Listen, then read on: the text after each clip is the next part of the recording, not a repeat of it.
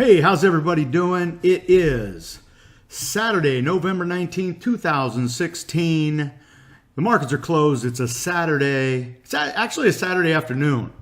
And hey, we are going to talk about my trade with Las Vegas Sands. Okay. And I think you're going to like it. I've written multiple covered calls, and we're now at a point where the contract ends next Friday. And I think I'm going to have my shares taken away, and I'm going to let that happen. And I'm going to show you the profits that I've made in 50 days. That's what? 5 weeks, 6 weeks, 5.5 weeks. So I'm going to show you what I've done to possibly inspire you. Okay? So let's go ahead and get going. All right. Before we get going, I want to say thank you for all those that are subscribing. Okay? My numbers are not like you see on Facebook, on YouTube, but hey, with each new subscriber, I feel like I am helping somebody. Because that's what I like to do. I like to teach. As with most everything, I love teaching. And so I do appreciate you hitting the subscribe button, okay? Hit that subscribe button, and you will see that I talk about a lot of things, and I do it once or twice a week, okay? I want you to subscribe because I want you to get that email that says I just did another great covered call video. Okay, so let's start off with Las Vegas Sands. We're gonna talk Las Vegas Sands the whole way because I have made some decent trades on Sands, and I love it. But one thing I want to clear up, and I may have made a mistake here, but I believe Las Vegas Sands is one of those companies that, even though they're not an S&P 500 company, I believe they're an S&P 500 company. Largely, one of their competitors, Wynn. Okay, Wynn is an S&P 500 company, and it has a market cap of like $10 billion. Whereas Sands, Las Vegas Sands, has like a $40 to $50 billion market company. They're probably the leader in casinos around the globe. I love Las Vegas Sands. They pay close to a $3 dividend, okay? Through this whole downturn in Macau and China, with the casinos and the profits and this and that, Sands has held up nicely. Wynn was trading at $250. It got down to the 40s. Sands trade as high as 87, and it fell down into the 40s as well. Now, they all took a hit. But things are changing. Things are getting better. And now Sands is at $60. It's one of those companies that Wall Street sells them off, but Wall Street buys them back up. And that's what we always talk about. We want to own the stocks that Wall Street will buy up when they get cheap. When the markets get cheap and money flows back into the markets, Sands, in my opinion, is one that I want to own because they will buy it back up. So looking at Sands, I'll tell you what I've done here. So first of all, let's go to my dollar cost average on Sands. And I hope you could see this. Love Las Vegas Sands.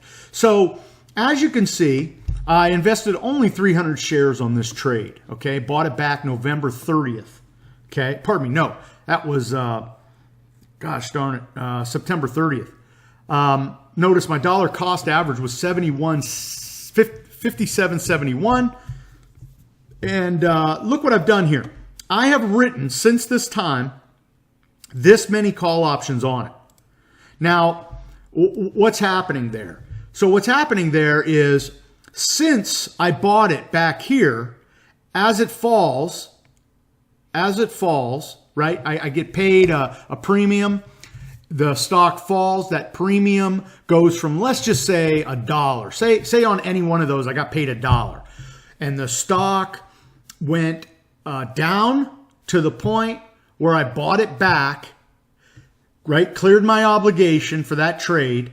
And I then went and I wrote another covered call, picking up another full premium. And I was able to do that multiple times without my shares being taken away. So you could see what's happening here. As I rate each of these covered calls, I'm adding adding or taking away from my cost basis, which leaves me, okay, 50 days later with a dollar cost of $54.79. Now, that makes the trade even. Well, in this case, I don't have to make the trade even. Sands is now trading effectively over 60, and my most recent covered call will probably cash me out taking my shares. And this is pretty much my last trade that I'm going to do here, because what I'd like to do is myself, I want to sell Sands, and I think I'm going to roll back into Wins and play Wins, because Wins is now fallen into the low 90s, and I'd love to get back into Wins. Here's the last trade, or this is the current trade I'm in. So as you can see right here, I went ahead and wrote a covered call right about here. Okay, I don't know what the stock price was, but you can see it's right in this. And what I did is I wrote I got a 50 cent for a 59.50. Okay, now the stock is clearly up here. Okay, but this is my maximum gain, this blue line right here. So when I wrote this at 58.50, it was really tight, and I knew that. And actually, there was a point where I thought that I might be able to buy that one back and write it again, but it turned around and drove right through my 59.50. I knew I was going to have to buy it back here, right? Because the market maker will take my shares. Now it has crossed that line and it is heading north. The only thing I can really hope for there is, if I want to keep my shares, is that next week the markets peel back and it falls down in here somewhere. I either let it expire or worthless, or I buy it back in this range here. Okay, and then maybe just selling my shares and going ahead and take the profit, and we move on. Okay, so this is a situation where I've been able to write multiple calls.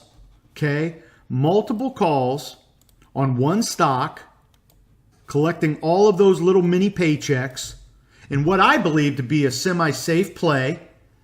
Okay, and then at the end of the contract, I end up picking up my full value that I wanted, $59.50. And in this 50-day period, 5.5 weeks, that was a almost 9% gain in 5.5 weeks. So as we talk about covered call writing, I love being the house.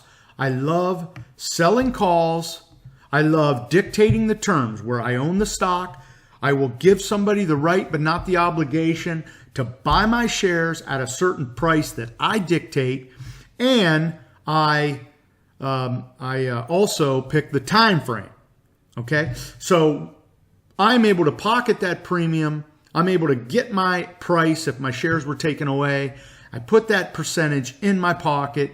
We then can write the next guaranteed income covered call, whichever stock that might be. Okay, so as always, I surely hope if you're writing covered calls, you're having success. One thing I want to leave you on before I leave here, and I'm not sure if you learned anything today, but I do know that a lot of people like to see some of my active calls and just talk about them. Maybe this inspires you. Maybe it doesn't. But I'm just going to show you that this is since August, by the way, since August. These are what I keep talking about. Okay? These are the mini paychecks we collect writing covered calls. You watching that? Look at that. Look at that. I want to pick up crumbs. I want to pick up crumbs. And the one thing I love to do is pick a great S&P 500 type company.